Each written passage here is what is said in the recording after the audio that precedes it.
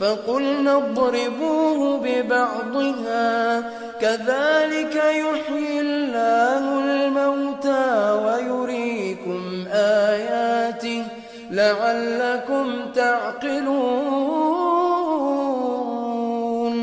ثم قست قلوبكم من بعد ذلك فهي كالحجارة أو أشد قسوة وإن من الحجارة لما يتفجر منه الأنهار وإن منها لما يشقق فيخرج منه الماء وإن منها لما يهبط من خشية الله وما الله بغافل عما تعملون.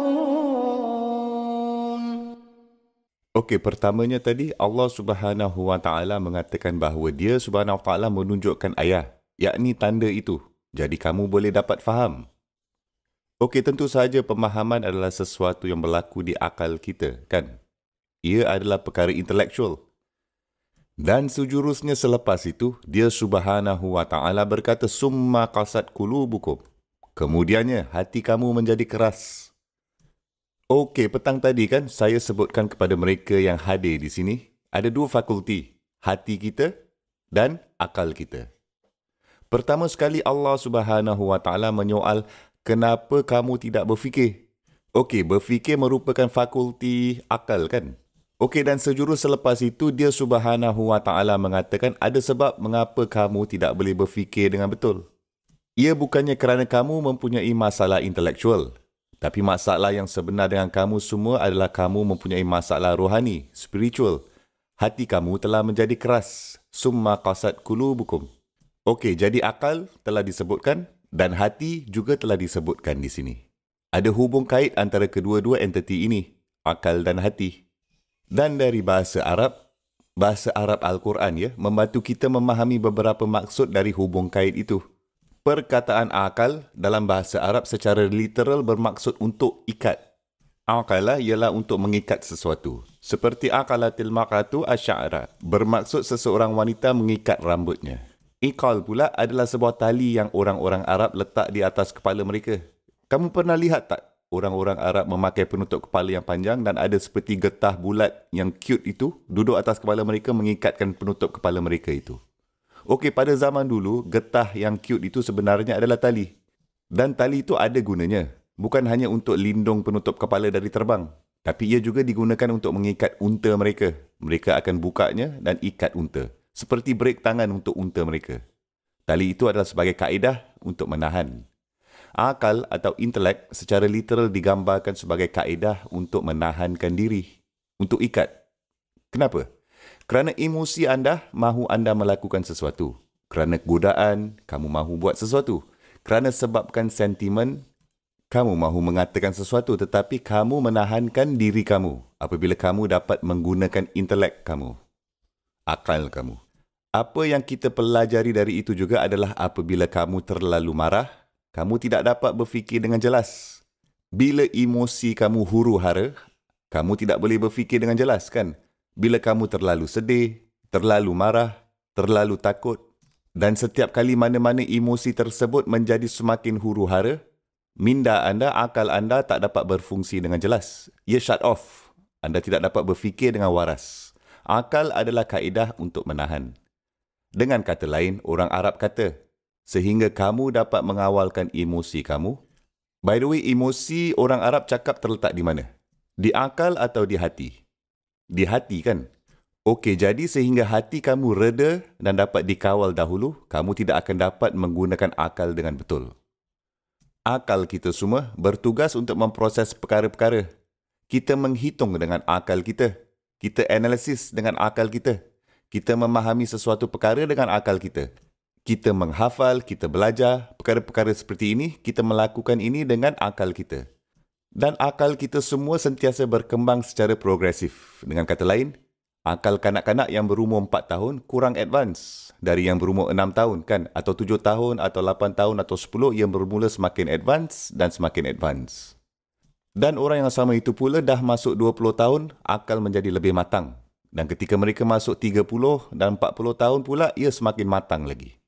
Jadi akal adalah sesuatu yang sentiasa berkembang dan sentiasa matang dan dapat belajar semakin banyak perkara dan memperolehi juga lebih banyak data. Okey, namun hati pula adalah satu entiti yang berbeza sama sekali. Hati tidak menjadi matang atau berkembang. Sebaliknya hati ini, ia turun naik, ia fluctuate. Okey, kadang-kadang hari anda akan benar-benar baik mengenai tentang mengingati Allah Subhanahu Wa Taala dan sedar akan Allah dengan banyak. Tapi di lain-lain hari pula ia boleh menjadi sangat teruk. Anda mempunyai turun naik di hati. Dan hati juga dapat menjadi keras dan hati boleh menjadi lembut. Ia boleh mati dan ia boleh hidup kembali dan sebagainya. Okey, di satu pihak yang kamu ada dalam diri kamu, entiti ini akal yang menjadi matang ikut masa. Dan sebaliknya pula anda juga mempunyai entiti ini hati di dalam diri kita yang sangat tidak stabil, fragile dan volatile. Entiti yang rapuh, kita harus menjaga hati ini. Okey, jadi dengan kata lain, anda tahu bagaimana tak kadang-kadang khatib akan memberikan khutbah Jumaat tentang sesuatu yang anda sudah dengar beribu-ribu kali. Dan benda pertama yang berlaku yang terlintas di kepala anda adalah, alah aku dah tahulah benda ni. Aku tak payah dengar ini lagi lah, aku sudah tahu dah benda ni. Kan? Okey, baiklah, kamu memang dah tahu. Tapi kamu mengetahuinya di mana? Di atas ini, di akal anda. Akal kamu memang dah faham pun. Tetapi apa yang masih memerlukannya sentiasa? Hati. Hati masih memerlukannya. Yang diperlukan oleh hati ialah peringatan. Ala bizikrillahi tatma'innal qulub. Fazakir in nafa'atiz zikra. Peringatan mempunyai faedah. Faedah untuk apa? Untuk hati, kan? Okey, sekarang persoalannya. Sejauh mana yang digambarkan oleh Al-Quran tentang psikologi manusia semasa anda dan saya membuatkan keputusan, melakukan sesuatu keputusan apa-apa pun, ia datang dari akal atau adakah ia datang dari hati? Ini persoalan falsafah yang sangat menarik. Bagaimanakah kita membuat keputusan kita? Dan jawapan sebenarnya adalah gabungan antara kedua-duanya. Tetapi hati berada di tempat duduk driver. Hati sebenarnya berada di tempat duduk pemandu. Ini adalah sejauh mana gambaran Al-Quran mengenai perkara ini. Okey, sekarang Allah Azza wa Jal menyebutkan hati mereka menjadi keras. Contoh yang saya mahu bagikan anda. Allah Subhanahu wa Taala telah menerangkan di suratul Baqarah dan tempat-tempat lain di mana Bani Israel pada masa utusan sallallahu alaihi wasallam adalah orang-orang yang sangat pintar. Mereka ni orang-orang yang sangat-sangat pintar. Mereka faham, mereka mengenali. Dan kemudian separuh akhir dari surah ini kita akan belajar apabila mereka melihat Rasulullah sallallahu alaihi wasallam, mereka mengenalnya seperti mereka mengenali anak mereka sendiri. Allazina atainahumul kitaba ya'rifunahu kama ya'rifuna abna'ahum. Walau mereka menukar kitab mereka, satu perkara untuk menukar kitab. Yang kamu tidak sedar itu buku Tuhan. Jadi saya tukarlah. Sorry lah, saya fikir saya boleh edit kerana itu ucapan manusia. Tidak, bukannya mereka ni tak tahu. Allah berfirman, yuharrifunahum min ba'di ma aqalu. Mereka mengubahnya juga walaupun setelah mereka memahaminya. Bukannya mereka tak faham. Dengan kata lain, Allah Subhanahu wa Taala memberikan mereka kredit bahawa mereka sudah sebenarnya faham. Tetapi apakah masalahnya di sini? Sebenarnya tidak ada masalah di akal mereka, kan? Sebab mereka dah faham. Kita juga mempunyai kisah-kisah hadis di mana Rabbi menghantar anak dia berjumpa dengan utusan sallallahu alaihi wasallam. Engkau pergi ceklah jika lelaki itu adalah yang telah dijanjikan dalam kitab-kitab kita. Jadi anak dia ni menghabiskan masa dengan Rasulullah sallallahu alaihi wasallam. Lepas tu dia kembali dan bapa dia tanya, "Apa yang kamu dapati?" Dia jawab, "Tidak ada keraguan lagi lah tentangnya. Itu lelaki yang disebutkan dalam kitab kita. Itu memang utusan terakhir." Dan mereka berdua bersumpah, kita bersumpah sehingga kita mati, kita akan menentangnya. Faham? Ini kerana hati mereka tidak bersedia menerima orang Gentile, yakni orang yang bukan berketurunan Yahudi. Sebabkan Rasulullah SAW dari keturunan Bani Ismail AS. Oleh itu, mereka tidak mahu menerima beliau. Jadi Allah Subhanahu wa Taala berkata di akhir semua ini, kamu ni semua sudah faham, dia adalah utusan yang terakhir. Kamu telah faham. Allah Subhanahu wa Taala telah menghidupkan kembali kamu selepas kematian kamu. Kamu telah faham bahawa ia hanya boleh berlaku dengan izin Allah Subhanahu wa Taala apabila lautan telah dibelah sehingga kamu dapat melintasinya. Kamu telah faham bahawa air yang keluar dari batu itu hanya boleh datang dari Allah Subhanahu wa taala. Tapi semua itu di atas kepala kamu saja. Ia tidak pernah masuk ke mana? Ke dalam hati kamu. Ia tidak pernah dapat memasuki hati kamu. Dan kemudian selepas kamu diberi peluang untuk melihat semua perkara-perkara itu berlaku, benda-benda ini sepatutnya dapat mencairkan hati kamu. Tetapi bahkan benda-benda ini pun tidak boleh jadi dengan kamu. Maksud saya orang mati yang kembali hidup. Jika anda mempunyai jenis iman yang lemah tentang Allah Subhanahu wa taala, kamu dapat melihat lelaki yang mati dan hidup kembali dengan izin Allah Subhanahu wa taala depan mata kepala kamu sendiri. Kamu akan terus astaghfirullah. Alamak, aku akan buat lebih serius minggu terakhir Ramadan ini. Kan? Iman anda terus akan naik tinggi, kan? Tapi mereka ini Allah Subhanahu wa taala berfirman, walaupun selepas itu mim ba'di zalik, walaupun selepas peristiwa itu hati kamu menjadi keras. Kerana bukannya kamu ini mempunyai masalah intelektual, masalah akal. Sebaliknya, kesukaran sebenar dengan kalian semua adalah kamu mempunyai masalah rohani, masalah spiritual, masalah di hati. Hati kamu menjadi keras. Summa qasat qulubukum. Subhanallah. Ayat yang sebelumnya berkata, mengapa kamu tidak dapat memahami? Mengapa kamu tidak dapat menggunakan fikiran kamu? Atau tidakkah kamu faham? Ayat seterusnya mengatakan pula, inilah sebabnya mengapa kamu tidak faham. Kerana hati kamu semua sudah hilang. Summa qasat qulubukum. Kemudian hati kamu menjadi keras. Hati menjadi keras. Kerana mereka sedang melihat seseorang lelaki yang dah mati dan dihidupkan kembali. Sekiranya ada benda yang boleh mencairkan hati kamu, inilah dia, kan? Tapi bahkan dengan terjadinya peristiwa ini pun tidak berjaya untuk melembutkan hati mereka. Sekiranya ini tidak dapat membawa kamu ke bimbingan, maka tidak ada perkara lain yang dapat dilakukan untuk kamu, kan? Hati kamu menjadi keras. Mim ba'di zalik, walaupun selepas itu. Fahiya kal hijarati. Kemudian ia menjadi seperti batu. Au asyaddu qaswah. Atau ia menjadi lebih keras. Lebih teruk dari segi kekerasannya. Wa inna minal hijarati lama yatafajjaru minhul anhar. Walaupun dari batu-batu, ada yang boleh retak terbuka, yang pecah terbuka. Dan sungai keluar dari ia.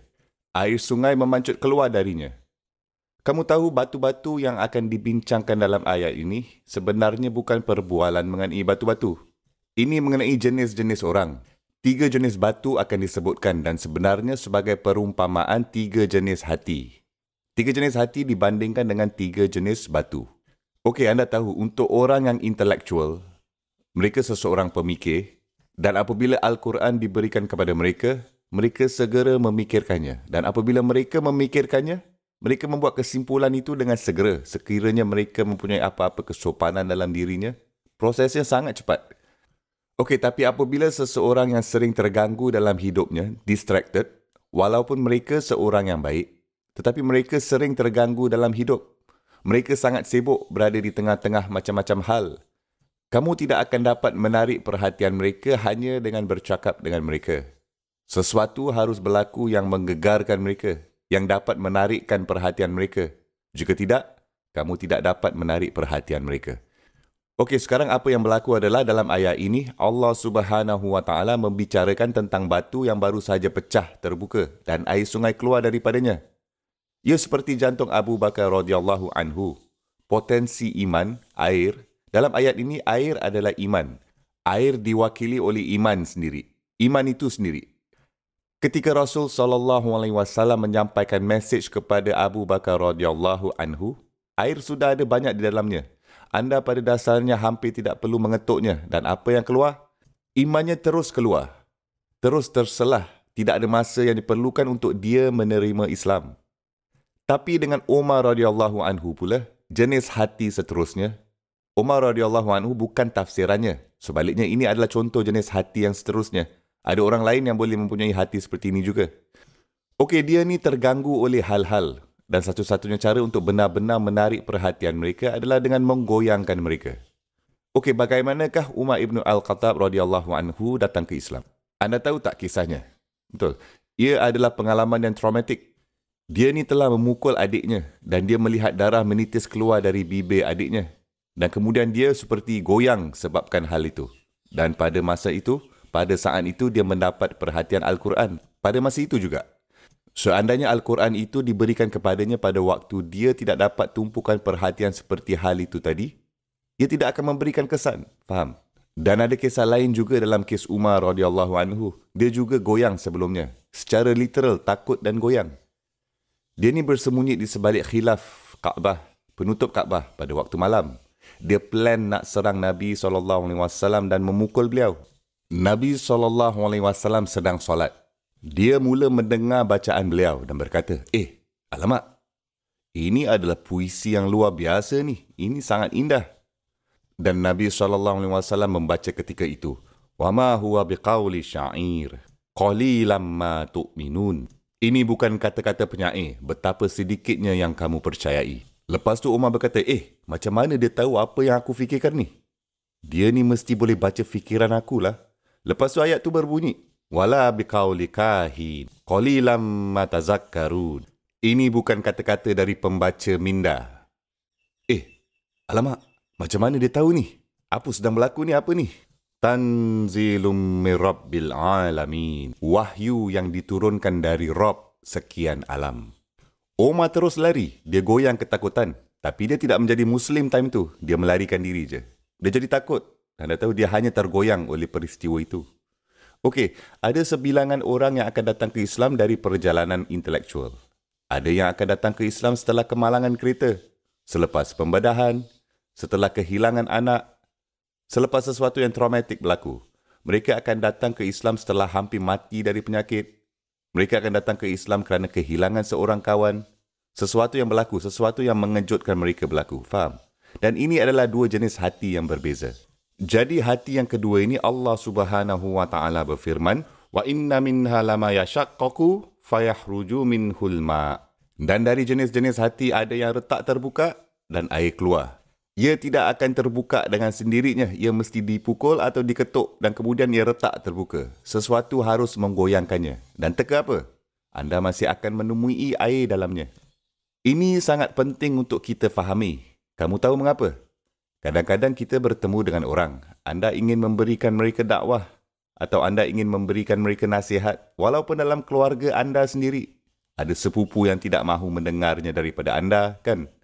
Ada abang anda, kakak kamu ke, pakcik-makcik kamu ke, sesiapa sahajalah pun. Dan mereka tidak mahu mendengarnya daripada kamu dan kamu merasa hati mereka ni semua sangat keras untuk terima.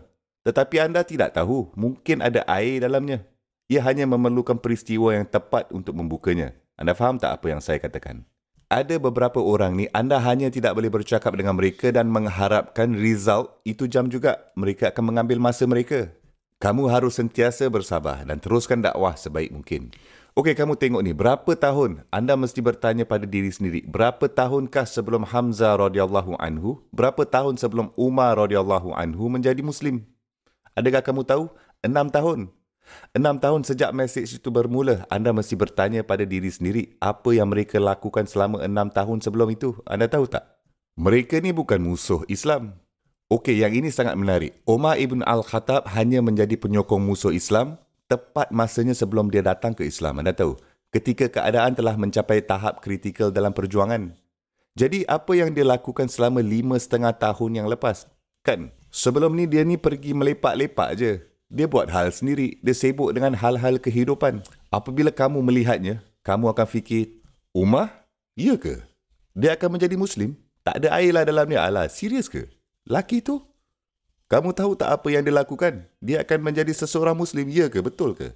Tapi ketika itu, ketika hatinya itu digoyangkan, diketuk, iman keluar dari situ juga.